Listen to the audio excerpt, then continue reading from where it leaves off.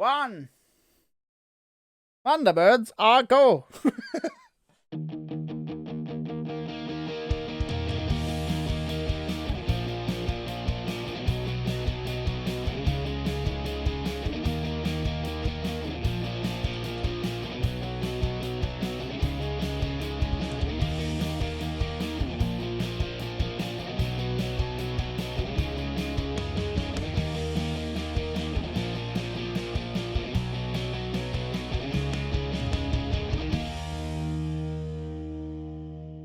I think we need to lead off with Phil, although he's being a Thunderbird, has switched allegiances so quick just because his team lost one game.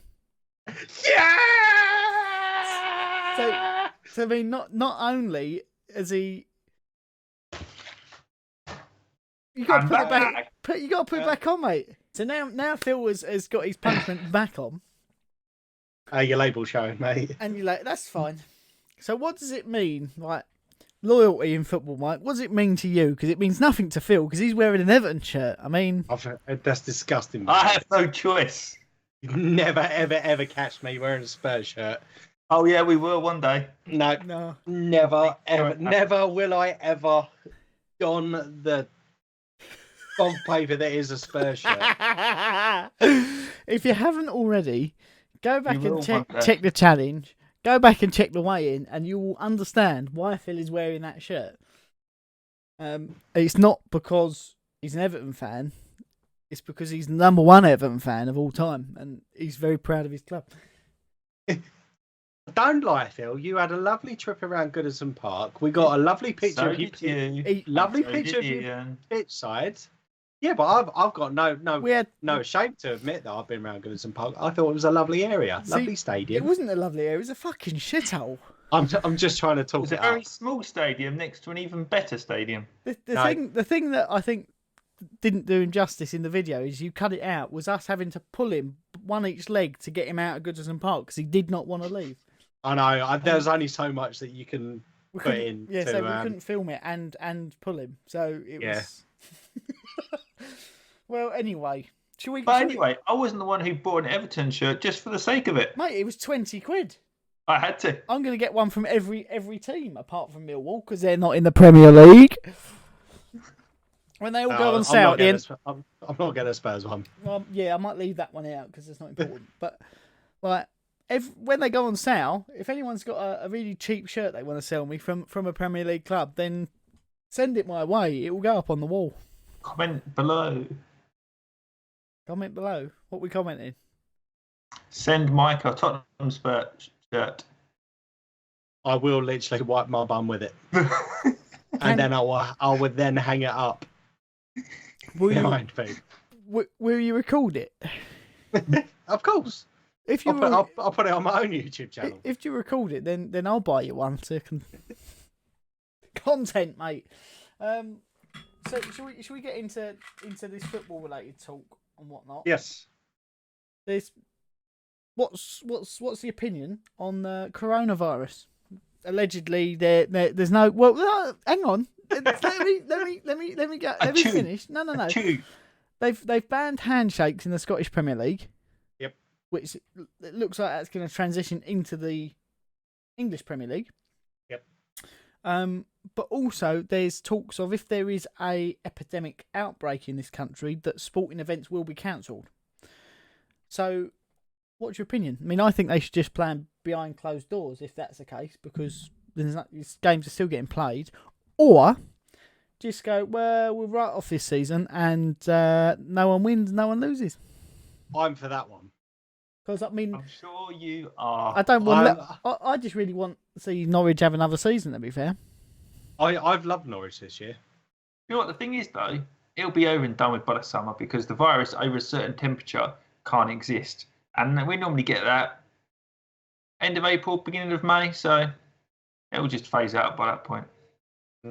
Yeah, but if there is the epidemic, as Ian mentioned, there's a long period between the beginning of March and the end of April. It just makes it unfair. And also you've got the World Cup, the Euros this year as well. So you're not going to be able to play those games. So the Euros will be fine. You can just delay the Euros a month. No, Well, they're thinking about putting the Olympics back to December, aren't they? Yeah. So I would say that they have to write off this season. It's an You would have to, unfair. because your season's a write-off as it is. I'll take it. Mate, Everton are not doing that well. I don't know what you're raving about. Yeah, we stuffed them. You were there.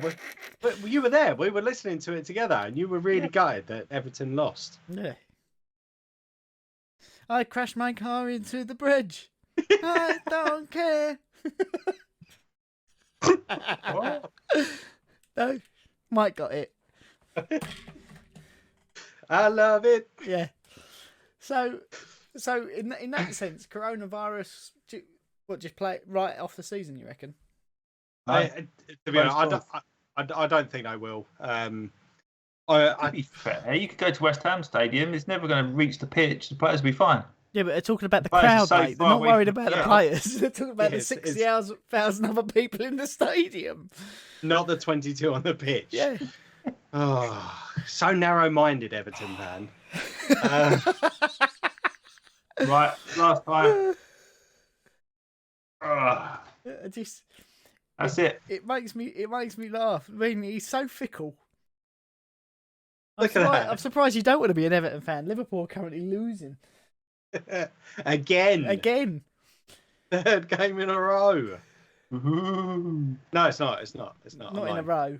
No. Almost. Third in 4. Yeah. Shows you how much of a bigger player Jordan Henderson is. Boom, boom. Well, it just shows how one-dimensional your team is. Then Nah, we're not one dimension. I'm joking. Fucking hell, chill out. I mean, you can only play through Jordan Henderson. When was the last time Arsenal beat us, Mike? Exactly. Move along.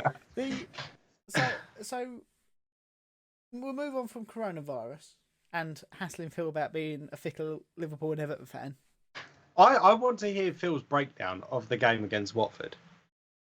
What you mean? It should have been 8. It should have been at least 4 or 5. Nah, it was alright. I mean, we could have had some as well. If No. you're going to have 6 defenders at all one time. Sound a bit To be sour, mate. fair, I have to say Watford played out their skin. I don't think whoever was playing Watford would have scored a goal that game. They were just unbreakdownable. No one was going to get through that defence. They had at least 6 defenders at all times.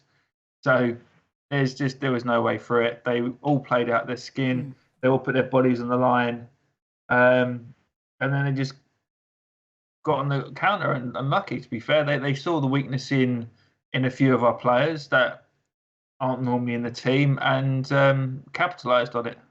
Put them under pressure, put them into situations where they're not comfortable in, force mistakes, and yeah, that's a good way of winning. Do you think that the management regret not taking the Carabao Cup more seriously? Because if that was the case, I mean, as you said, Watford, whoever they were playing, they probably would have beat because they upped their game even more so than they have done recently. So if you were in the cup final, which you would have been if you'd played a proper squad against Aston Villa, then you wouldn't have had to play Watford on that occasion. It would have been postponed for a week. And would have been in a cup final against Man City. To be fair, it's also if, buts, and maybe. So I'm just going to go with It is what what's happened is what happened. At the end of the day, it somewhat loosens the shackles of the team. So now you don't have to start thinking, oh, let's try and keep up this winning momentum and start breaking all these records. You can now go, right, that's it. Let's go back to playing our football, our free football, and beware. Yeah.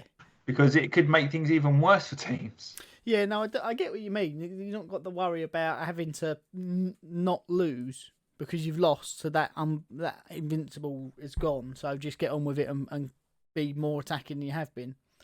Yeah, I think the big thing is, as we said a couple of weeks ago, is the amount of games you've played. You've started to look leggy. You did against West Ham. Yeah, I mean, our goalkeeper had an absolute shocker of a game for the first time in 2 seasons. If he hadn't came against Norwich as well, they were Yeah, ropey against Norwich as so well. I think not only a combination of that, you've got obviously Henderson, who we all think. I think when he first went to Liverpool, we was like, "Meh," overpaid for him, and then when he replaced Gerrard as great. captain, it was like, "Meh." But actually, he's pretty mustard. He does. This season, he's been He's a up to it, step hasn't he? above than the previous 4 or 5 seasons, or better than he's ever been. So it's come to a point where previously he would be out of the squad and we would do better. Mm. And unfortunately, that's the reverse, which in some ways can be good because you miss your captain. Oh, He's been a good leader this year. He's obviously played out of his skin and helped get that record, or joint record now. 18 wins, equal with Man City. So, Don't beat us though. Sorry, just getting that in. can I just say this? All Arsenal fans are celebrating like crazy, and this is going to go down for their season. Their best achievement this year is actually that Watford won a game against Liverpool. Nothing that Arsenal done. The biggest achievement of this season will be the fact that Watford beat Liverpool. We're still in the FA Cup, mate. Yeah. So, but your biggest achievement will be. Well, you said that. Well, that's why he's got the yellow shirts up. You know. Yeah. You said you go the whole season undefeated. Now, some would say, right? Some would say that Phil predicted his downfall by saying he was going to go undefeated and calling you a Watford fan. Yeah. So, in essence, you was like the master of your own demise. Well, it happens to them all. One game in fairness, over a year. I like the fact that Watford won because I think they're too good to go down. Yeah. I like the fact they beat you. So you're not as Cocky. intolerable. I would have gone with as you have been recently. It's brought you down a peg back to our level, but also it doesn't really help West Ham in any way, shape, or form because. No. There's a big battle down there now, isn't it? Oh, it's very, very close. It's very close. 5 teams battling for 2 spaces? Yeah, something like that. So it's insane. And then I was looking today as well. I think it's top from 4th down to 8th or 9th.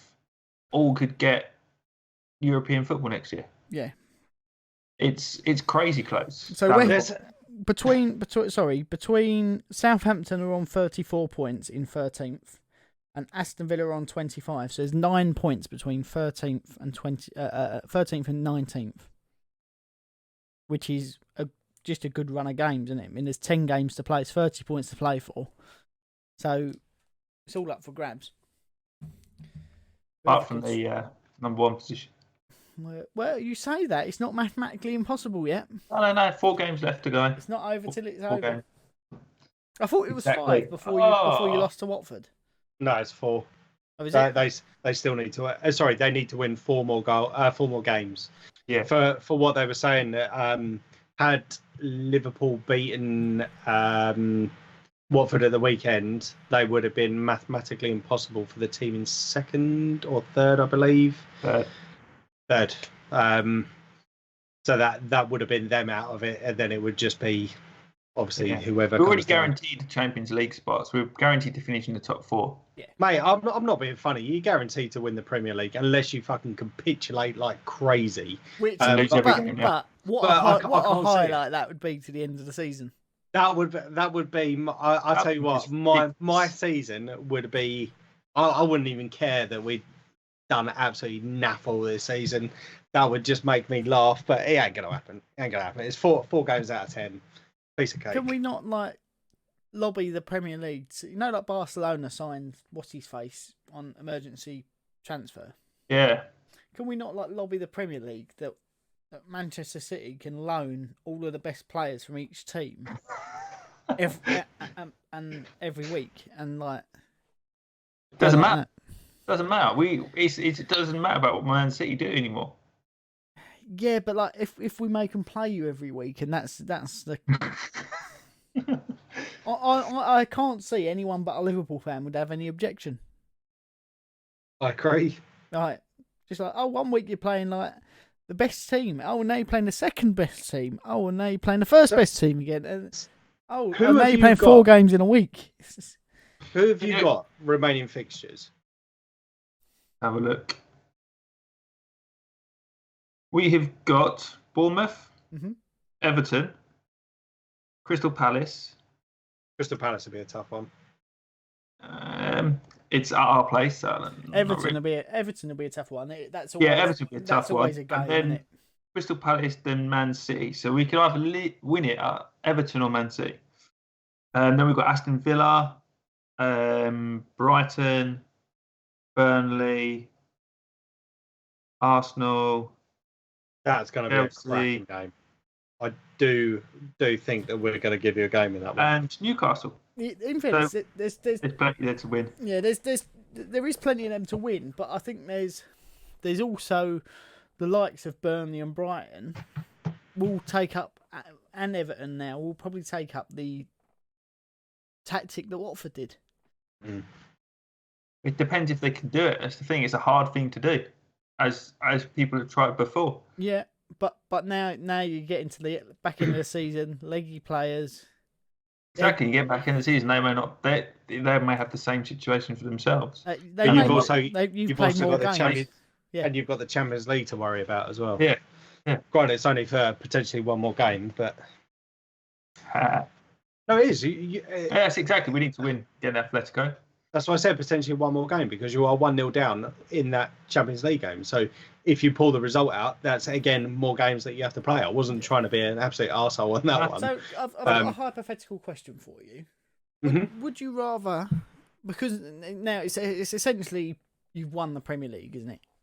Would you rather, if it went down that way, go unbeaten from now on in the Champions League and win a back-to-back, but you lose every other game for the rest of the season, or go out to Atletico Madrid in this round, but then win every other game apart from one, like so the Watford game?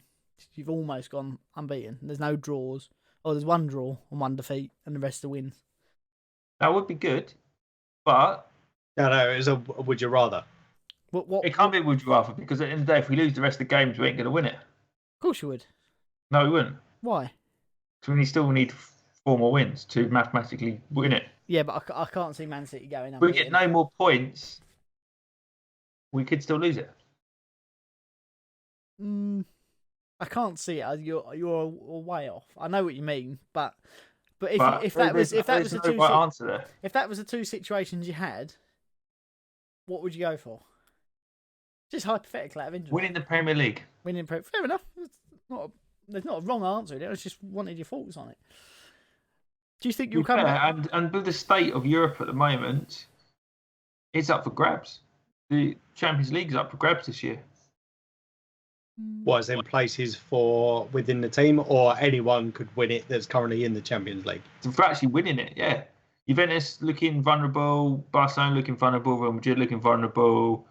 There's no particular strong team. No, and that's the thing. When you looked at Atletico Madrid Liverpool game, Atletico Madrid in the league are not playing well at all, and Liverpool were romping it at the time. And the fact that they beat you was like, well, what is going on here? So I know exactly what you mean. They're a difficult team to play at home. That's the problem with Atletico. They're a very difficult team to play at home. They're very organised, defensive. They like to throw themselves around. But when they come to Anfield, it's a different place. Yeah, be a completely different game. So we'll have to see what happens. I don't want to say what should happen, but you'd think being at Anfield, we should dominate the game and make it through. Well, we've got one more point to bring up about the league before we move on. Is NASA have found a tracking a meteorite, which allegedly is going to hit the planet before the end of the season. So therefore, what they're saying is if there is a God, he doesn't want Liverpool to win the Premier League. But how big is this meteorite? Is it like a speck of sand? No, apparently it's 14 kilometres wide. They reckon if it does strike, it's going to be catastrophic. If they reckon it at best at the minute it's going to be a near miss. And when they say a near miss, it's probably going to be like 100 million miles away. Yeah. But I mean, I didn't come up with this. NASA. You've been researching ways Liverpool will lose the league. No. This is just a news story I stumbled across today. NASA's come out of it saying God doesn't want Liverpool to win the Premier League. I mean, I don't believe in God, but I mean, if I was God, you wouldn't want Liverpool to win the league. West Ham would be winning the league instead, wouldn't they? Sacrifices have to be made, you know. Needs of the greater good. Agreed. Ian's going to commit mass murder. No, I didn't say that. No, just life-altering circumstance. That's all. That's out of order. Right, shall we move on? So Hey, Mike, you got blurry again. Yeah, we've deconstructed it. Mike's a bit out of focus today. Should we talk about the actual game the third game, because there was Arsenal didn't play, did they? Arsenal didn't. West Ham did. West Ham Southampton. Yeah. All right, we go for that. Why not? So you were there, weren't you, Ian? I was there. I got some tickets from Scope Markets. So thanks very much, guys. It's not sponsored. I entered a competition they were running and won. So we're sitting in the media or just behind the media section, we'll say. The TalkSport correspondent on his little microphone was two rows in front. Phil's eating out an imaginary woman. What's going on? The Moose was about 5 rows in front, and Alan Irvine and a couple of guys were sitting 3 rows in front, which was quite interesting. So every time there was a decision, like you've got the desks, the media desks, it was just sort of tearing up a little bit. You look over, oh yeah, that was handball. Oh yeah, that was a penalty. Oh yeah, it was a decision we should have got. So we should have had a penalty. That's just what it is. We didn't. VAR didn't review it, which I found strange because it was quite an obvious one, even from where we were sitting. But I will say, Jared Bowen looks class. He put in some good runs. He put in some good tackles. He tracked back a lot. He made the runs forward. So, I mean, the fact that he didn't go into the squad sooner baffles me a little bit. Haller, people were saying that he played really well. Yes, he did, but that's because he put in effort. He did have Antonio up with him, but he did make the runs which he hasn't been making. He did go up for headers. There was a couple of times he lost the ball and his head dropped and he just gave up, but not half as much as what there has been. So I mean, we're playing Arsenal at the weekend. If we can play the same squad, I don't think Souček is there. He's still going to be out injured. But if we can play the same mentality and pull out the same sort of performance, we're going to give you a hell of a game. Is it? Can either of you hear me, or you just? Yeah. No, I'm letting you speak. Yeah, well, fair enough. I'm going to cut you off anyway. I'm going to give you your moment, and say that's cute, but you're wrong. No, I think we will, because like in terms of aerial duels, Haller has won the most in the league. So I think against who? In the league. Like in the league, if you look at aerial duels won, he tops that league table in all the players. Attacking players or defensive players? All players. All players. He's top. So in that sense, I can see us going right. Put him in against David Luiz. Let David Luiz put in a stupid tackle and get sent off. And you know what? That'll really annoy me if that happens. That's the sort of thing I can see happening. Because let him throw an elbow at you, let it wind him up, and Antonio will antagonise him just by speeding past him, and he'll catch a trailing foot. So it may be 2 yellows, but I can see him getting sent off. And then who are you playing, Mustafi or Socrates? Mustafi would be out injured. It wouldn't surprise me actually, because we did have the new boy out yesterday, that Pablo Mari. Oh yeah. And I know it was against Portsmouth, but he did seem pretty solid in that game. So it wouldn't surprise me. I mean, Socrates, he had an all right game, but just that we've seen too many defensive frailties. I know David Luiz does have the experience within the Premier League, but I would like to see potentially Socrates and Pablo Mari at the centre-back positions this weekend, just because that gives us the extra height. Mari's got a left foot on him.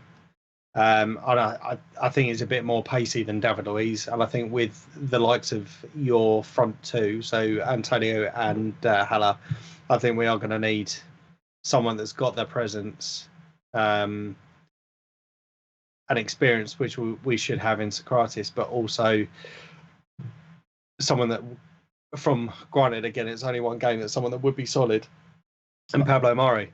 But he would also, I think, sorry, I've just got a hit. Mari would also put in the effort to make the impression and track every single run, and he would be absolutely knackered at the end of it, but I could guarantee he'd probably put in more of an effort than David Luiz would do to track those runs. I think it gets in the way. The one of the frustrating things about David Luiz is that he's definitely got a good footballing brain. It's just he does throw in a nutty boy challenge, which we've seen already this season, and there are times that he kind of shirks the responsibilities, and that's the bit that's annoying me. Yeah. We've said countless times in this that we don't mind the result as long as we see the people put in the performances. Now, there have been a couple of times where David Luiz has been responsible for us conceding goals, which has also ultimately cost us points, or cost us the position in the Europa League. So for two of the two goals that we conceded, no one was tracking for the first goal, and the second goal he kind of ducked out of the way of it, which is not good enough. We want someone that's going to proper go pounding it. Well, not so much pounding it, but definitely put a shift in. I think Hector Bellerin will probably play at right back, and we'll have Saka at left back.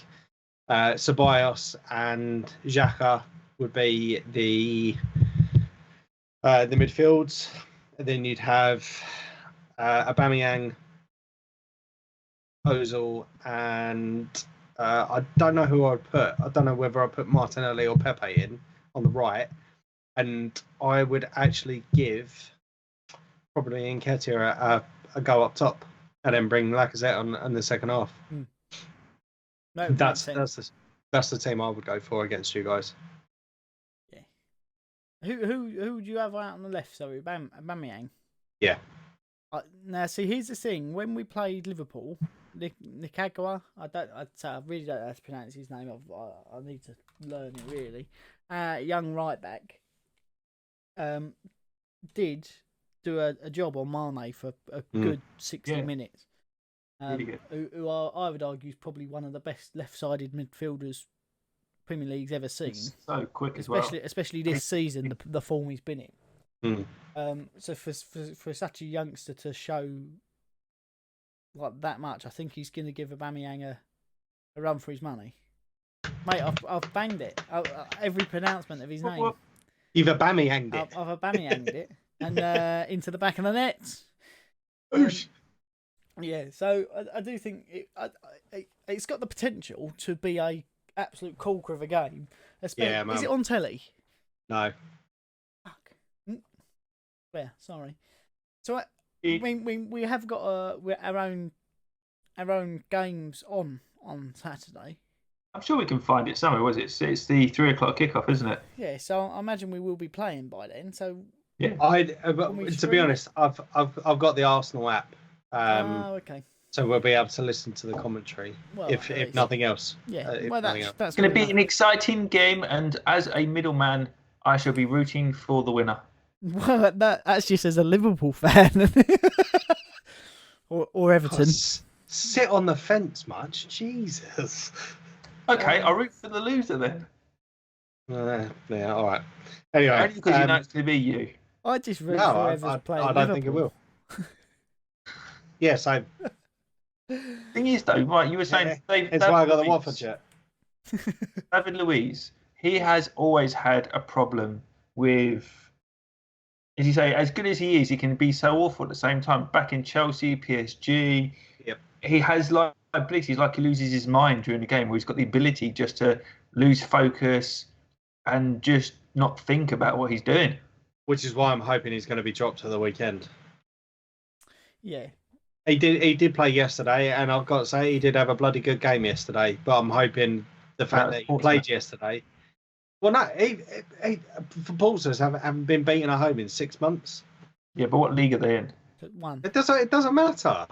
It's the FA Cup. Difference. Mate, it's the FA Cup. Fratton Park is a hard place to play football.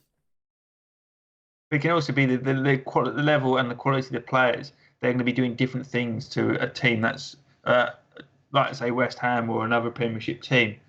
Mate, West Ham went to Oxford and got beat 4-0, or they come to them. It doesn't matter. I think the biggest difference between the Premier League clubs and the lower leagues is fitness level. And you can generally tell it when you get to about 60, 65 minutes and the legs start to go. But the Premier League clubs have still got 40% in the tank. And I think that's the major difference, is that's where the real class comes out. And that's what I said yesterday. I was talking to my mate yesterday. I was talking about the game, and I said it was an all right first half. Portsmouth did well, but they won't be able to keep up the how well they were playing. And sure enough, and I said that we would have too much room, and sure enough, we did. But that's where Liverpool have trumped every other team this season. Is their fitness levels are much higher than everyone else. They can run and run and run and run and run. It's just got weigh you down. And that's it. But that's precisely it. And I think the Premier League as a whole, the fitness levels are better than lower leagues. But you've just taken that to the next level. I don't know, but seeing on YouTube, there's a lot of recovery work that goes into Liverpool's team, and I think that's where they recover quicker than all the other teams.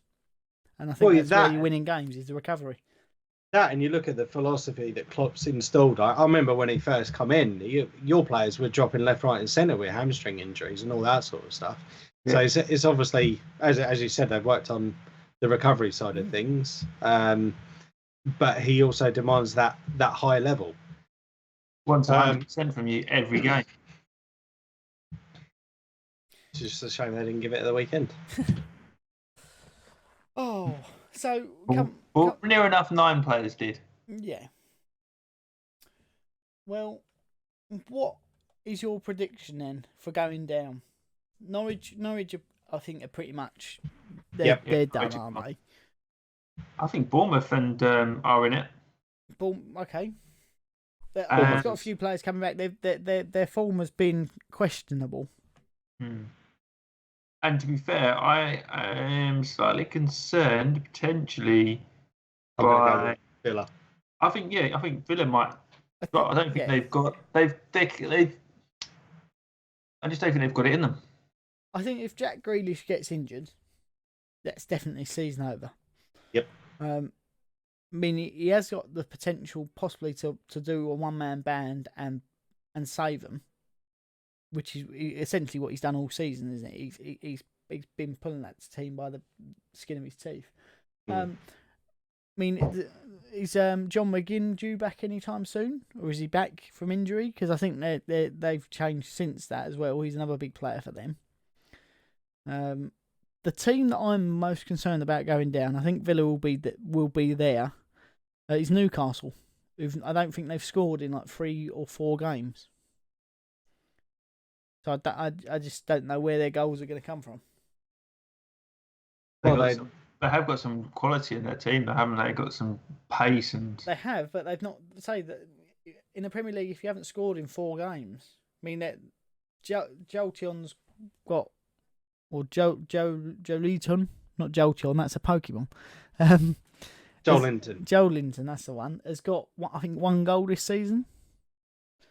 Look at Palace. They're not scoring loads either. They're scoring 1 goal a game, if that. Yeah, but they're well up there. They're 36 points. Another 4 points. They're pretty much definitely safe, aren't they? 36. I think 38's the number, isn't it?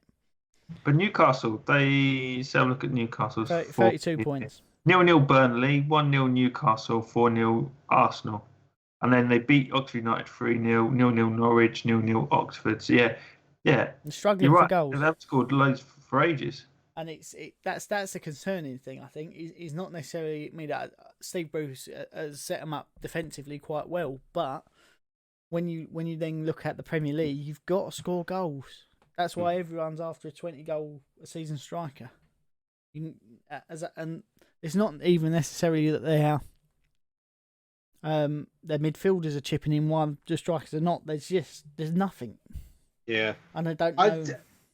To be fair, I think a lot of the teams have struggled not so much with goals, but with consistency with people getting goals. I know there is obviously the top strikers within, or the top scorers within the Premier League, but excuse me, you're not really getting 30 plus a season anymore. Yeah.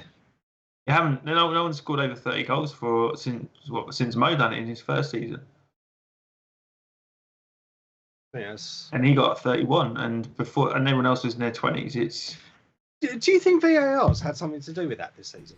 They've scrubbed off 44 goals this season. Jesus. Wow. I think it's had a hand in 60, but they've scrubbed off 44. That's massive. So what I mean by they've had a hand in 60 is penalty decisions and free kick decisions where they've given a free kick or given a penalty that's led to a goal. But yeah, they've scrubbed off 44 in total, which is that's a lot of goals. Massive. And that could be the difference between this team staying up or not staying up. This is the interesting thing is they all say like the playoff game is £100 million game, isn't it?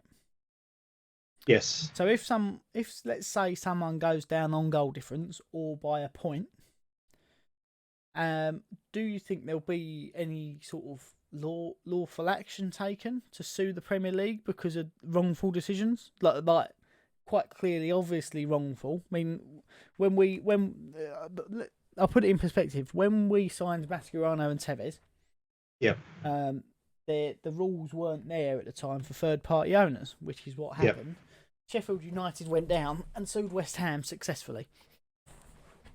And they sued the Premier League successfully, and there was a rule change about third-party owners. They didn't get reinstated into the league, but they did get a hefty payout from both. So that's what I'm thinking in that sense. You've got TV rights. You've got TV rights that you wouldn't necessarily get in a championship. You've got prize money. But you get balloon payments, don't you, or drop payments? Yeah, but it's not anywhere near as much. That's one of the things I was going to say, and I think it would depend because if it comes down to a wrong, like say for example, hypothetically, Aston Villa stay up, Bournemouth go down, but Bournemouth have had 3 VAR decisions that are quite clearly wrong, which have ruled off 3 goals, which meant they would have stayed up. That's what I was just about to say. Is that I think it would depend on the actions or the actions that have been taken against them in order for them to lose those points. If you look at the Spurs game a couple of weeks ago, where they said no, was it Lo Celso? Where he did the stamp on Alonso or whoever it was. Yep. No red card. When they said, no, we're not going to take any action, and then 15, 20 minutes later said, oh, actually, we've made a mistake. That's why I think that the league could potentially become a target for any club that goes down, because I think they've said that theoretically it should balance itself out. Technically, it shouldn't balance itself out as well, because it should be the right result or the correct result every time. We know it's a bedding in period for VAR this year. There are going to be changes to the VAR process, but it's still crap. Let's be honest. It's something that we've moaned about all season. It's crap. It's flawed. The decisions that have been made ultimately are subjective. They shouldn't be subjective, but they are subjective, because one person could look at it and think, oh, I could look at a decision and Phil could look at the same decision. We both get two different answers, and that's unfortunately where VAR has been useless in that aspect. But sorry, that was a waffle there. To answer your question, I think it just depends on how situational. How many points have circumstances been situation have been as a result of poor VAR decisions. Yeah, that makes sense. Now, see, here's the thing: I was speaking to a German man the other day, who is a massive football fan, but obviously lives in Germany because he's German. Watches all the Bundesliga, is it? Bundesliga. And he was saying, how you finding VAR? He said, I bet you hate it. It's like, yeah, we do. He said, give it a couple of seasons, it'll be fine. He said when it first came in Germany 3 seasons ago, it was horrendous. And he said watching the Premier League, they're doing all the things that we did. And in my head, that struck a light bulb. If they've got it in and it's now working and the fans are happy with it, the teams are happy with it, why did they not say, can we have some of your top guys come over in pre-season, show us how it's done, show us where you went wrong, so we can get it right on the first time, not in 3 years' time. Because we're fucking stupid, and I'm sorry, I'm swearing a lot this evening. I do apologise, but again, we bashed on about this. No, yeah, it is. It's almost that kind of elitist. We're the biggest league in the world. We'll do things our way. I mean, you've got it in the likes of rugby. You've got it in the likes of cricket. You've got it. I think Phil's mentioned it before about possibly being in the NFL. Yeah. There's other leagues around the world that have got this system in place. Why didn't we go out? Arrogance, simple as that. They thought it would work and that they didn't want to do it. The only thing that would make me happy now is they said, right, we've reviewed what we've done wrong. We're also going to consult with leagues that have had it in for a number of seasons where the teams are happy and fans are happy. You're still going to get decisions that go against your team. That's football. You get that anyway. Yep. But to make those decisions right and to get people trained on it.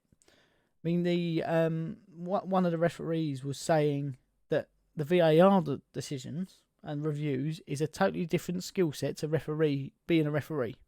Yep. So if that's the case, why are we putting referees in a situation where they've got no idea what they're doing? Why not get someone who's trained in VAR, who's good at VAR? Because if it's a totally different job aspect, it takes totally different attributes to do. Why are we putting people who are bad at it in it? I think it's got something to do with the whole the referee's decision business. See, this was brought in to assist referees. Yet we've taken every ounce, they've taken every ounce of refereeing the big decisions away from a referee. Yeah.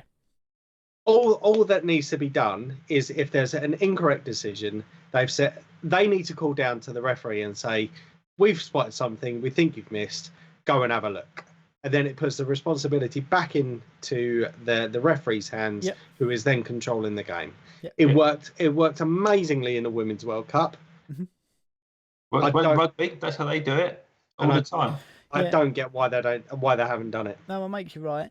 And they need to make the vocal clear to those around. Yes. So they do a lot in things is you can't hear what the referees are talking to each other about.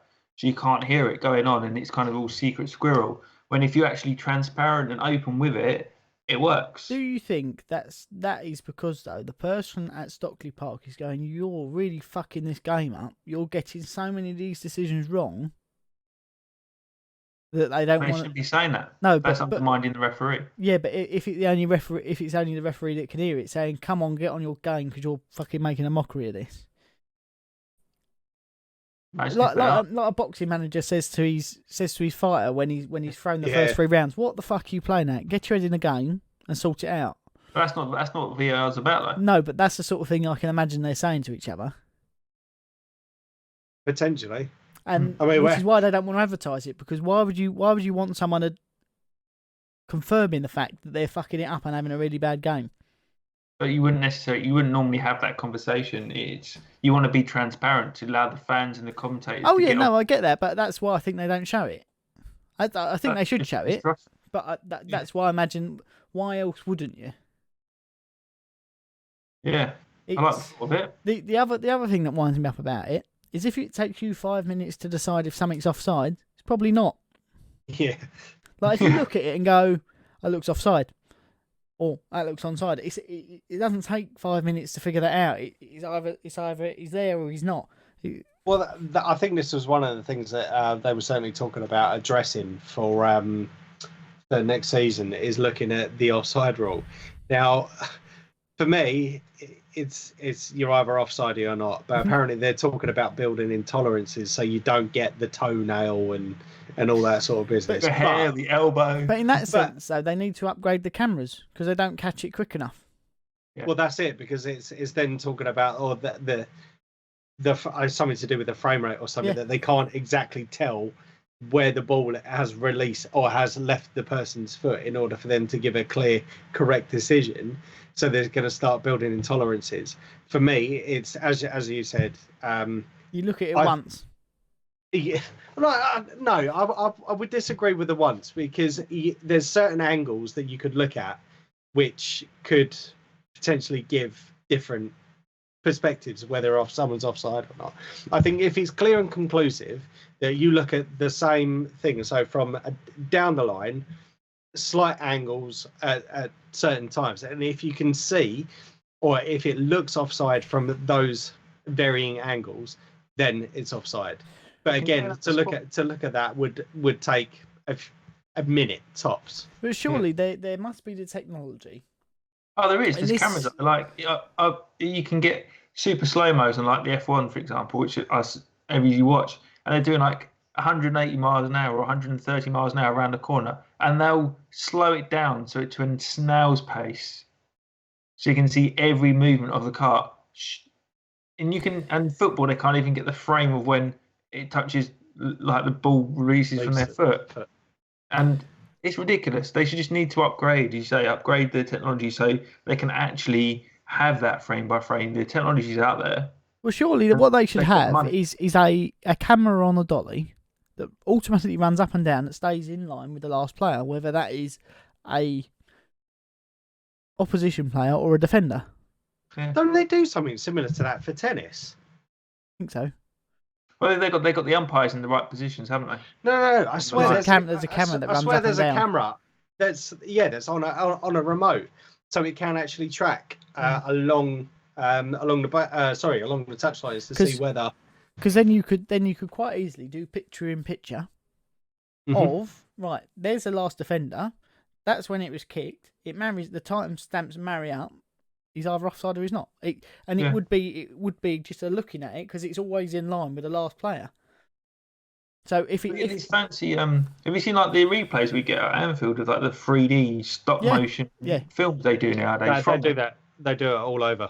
But if they can do that, it's called True View. Yeah, that's Sky that's and BT, isn't it? They've put that on, and the Premier League can't seem to do it. I think it's actually club specific, because I definitely know that we've got it, because you can get it through the Arsenal app, and they do the different views. So I'm not sure if it's something that's provided by the clubs or whether it's something.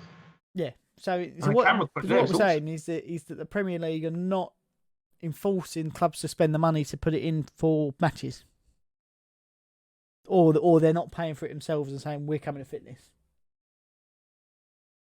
Technology's there. So who's stopping it? Is it the clubs? Is it the Premier League?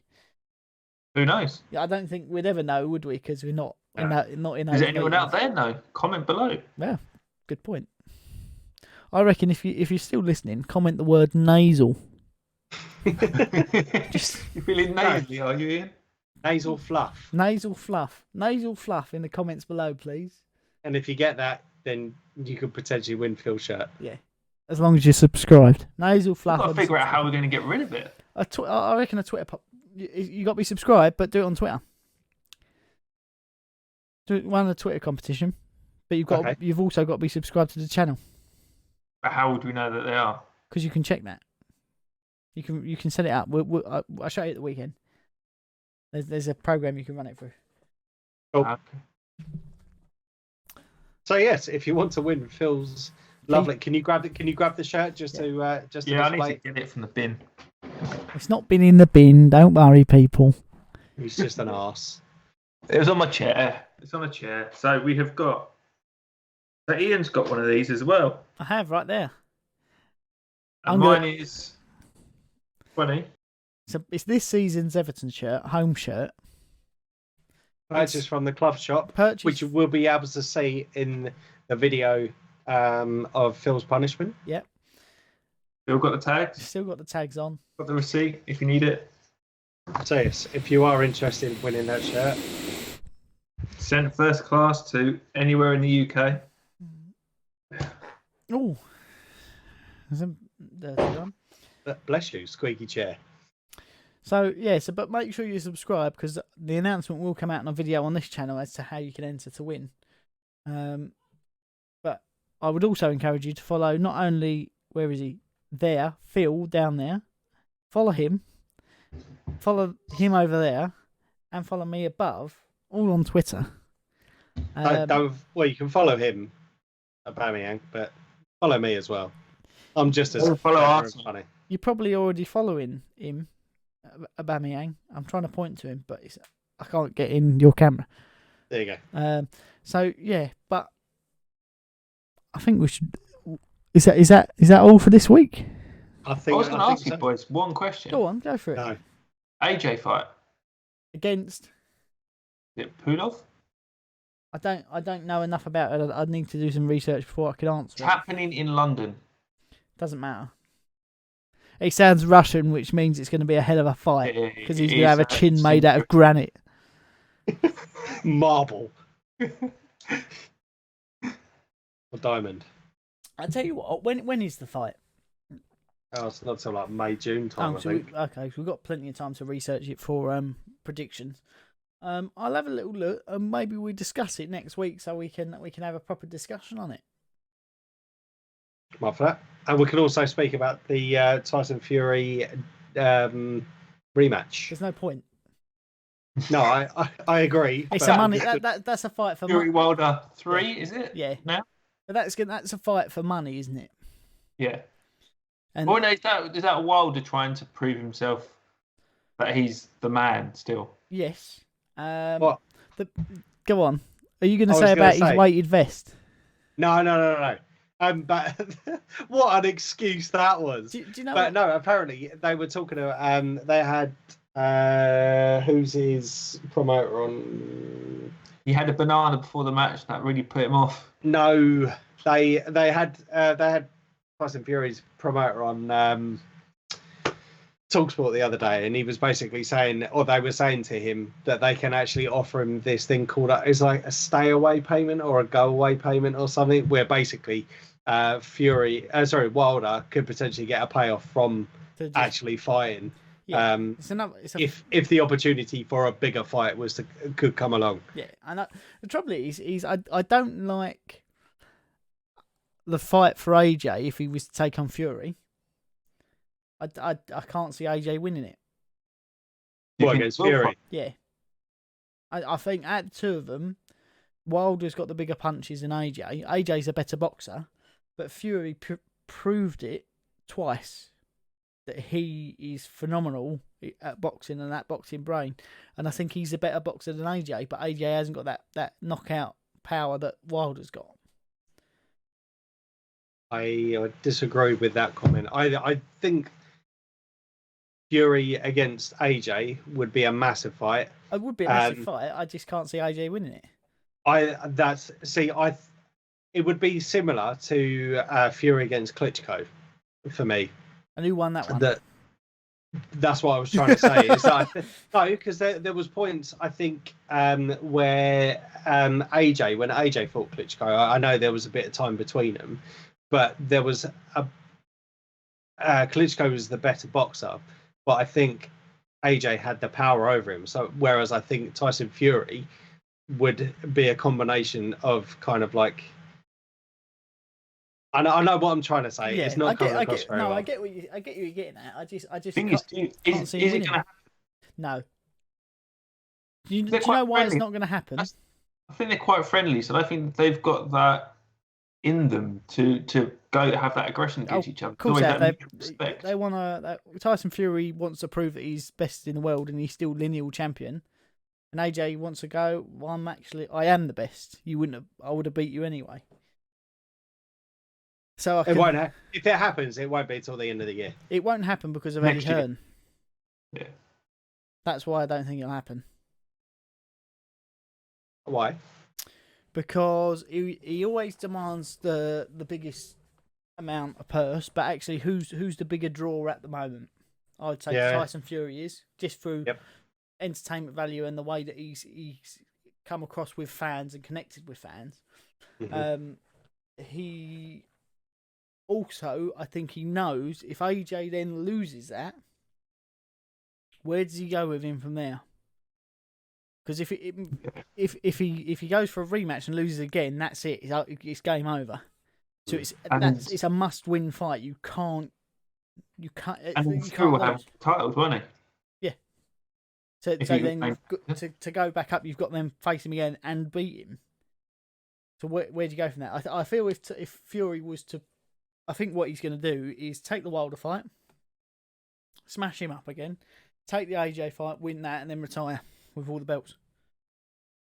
That's way to go. And I think that's where it will go out on top, proving that he's beat the best of the best. So much for not discussing it, though, eh? So, no, we were talking about the AJ fight, weren't we? The AJ and was it Pulev? Yeah. Yeah. But that's next week. All right. Unboxing. Yeah, but and loads of other sports. Press subscribe. Ding. Press like. Ding. And follow us on Twitter.